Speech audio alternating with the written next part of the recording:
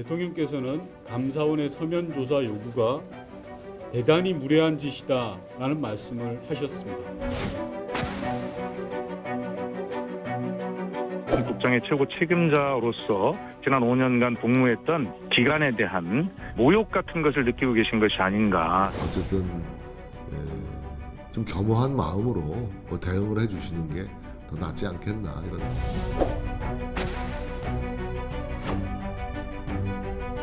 매우 망언을 한 파렴치 아니다 생각합니다.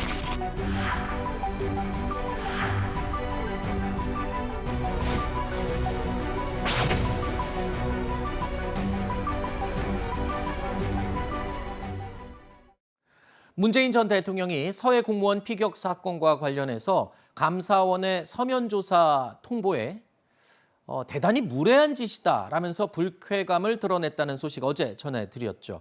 자, 이에 국민의힘은 지난 2016년 문재인 전 대통령이 했던 말을 다시 재소환했습니다. 어떤 말이었는지 들어보시죠.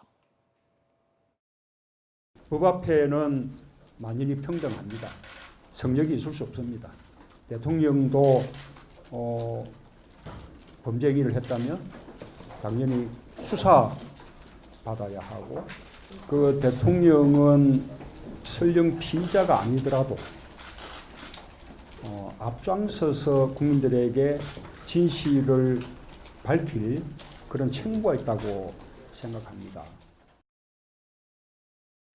자, 들으신 이 발언은 문재인 전 대통령이 과거에 박근혜 전 대통령이 검찰 수사를 거부하자 했던 발언입니다. 이 내용을 정진석 비대위원장이 다시 끄집어내서 이번 지극히 대단히 무례하다라고 했던 발언에 대해서 반응으로 다시 재소환한 겁니다.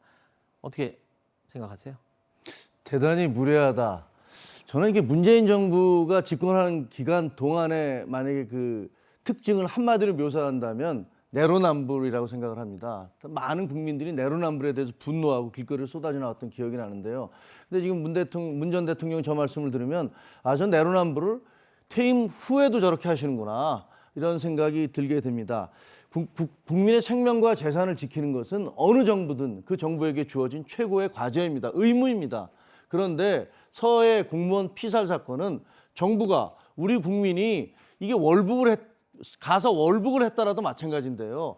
왜 도대체 넘어가는지 확인도 안 되는 우리 국민의 생명과 재산을 지키기는커녕 그분이 그 피살당할 때까지 아주 천인공노할 방법으로 그 바닷가에서 그냥 총살당할 때까지 그걸 그냥 지켜만 보고 그다음에 그 사람의 죽음을 본인들의 정치적 이유로 이걸 왜곡했다는, 어떻게 보면 굉장히 심각한 그런 범죄 행위에 해당하거든요. 어떻게 그럴 수가 있습니까? 그리고 그 가족들은 찾아가서 가족들한테 회유를 하면서 우리 같은 고향이니까 이거 없는 걸로 해주자, 뭘 보상을 해주겠다 이러면서 회유 공작까지 하지 않았습니까? 이렇게 사안의 본질을 덮고 그다음에 회유하려고 했던 이 모든 것들에 대해서 대통령은 말씀하실 책임이 있어요. 네. 그때 당시에 본인도 말씀하셨듯이 국민들 앞에 진실을 밝힐 그런 책무가 있다라고 말씀하셨지 않습니까? 네. 그 말씀을 지켜주시기 바랍니다. 자, 이번에 감사원에서 문 전 대통령에게 질의서를 발송했던 이 일, 이에 대해서 이제 문 전 대통령이 무례하다라고 말을 했는데요. 지난 이 정권에서 감사원장을 지냈던 국민의힘 최재형 의원도 한 목소리 보탰습니다. 진상규명을 약속한 문 전 대통령의 무책임한 처사라면서 비판을 했습니다. 자, 일단은 최재형 의원 같은 경우에는 전 정부의 감사원장이었기 때문에 이번 일에 대해서 한마디 했는데 어떻게 들으셨습니까? 현 감사원의 정치적 중립을 의심받게 한 사실 주범격입니다. 최재형 의원. 전임 정부와 함께 감사원장으로서 일을 하면서 결국은 거기에서 문재인 정부 흠집내게 하고 정치적 반대편에 서서 지금 그쪽 당의 대통령 후보로까지 나왔던 거 아니겠습니까? 그런 분이 어떻게 그 감사원의 업무에 대해서 어떤 말을 할 수 있는지 부끄러울 줄 알았으면 좋겠다라는 말씀 돌려드리고 싶고요. 네. 최재 감사원장에 대해서도 국회 상임위장에서 감사원은 결국 대통령의 국정을 돕는 역할이라고 얘기한 말도 안 되는 김도 법사위원장조차도 내 귀를 의심했다.